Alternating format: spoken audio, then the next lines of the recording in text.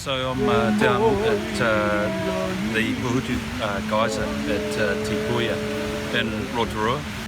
It's one of the 3 big geysers in the world. This whole evening has been a good experience. It's a 3-hour Te Puia evening experience where you welcomed to the area.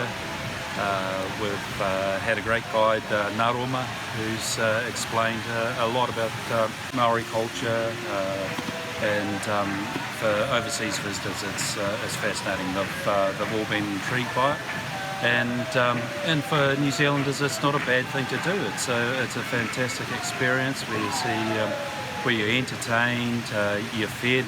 We saw the hangi being made, all the hangi meat that you'd expect. It was a great kai, and then you're taken down here in a large people movers to enjoy this fantastic phenomenon.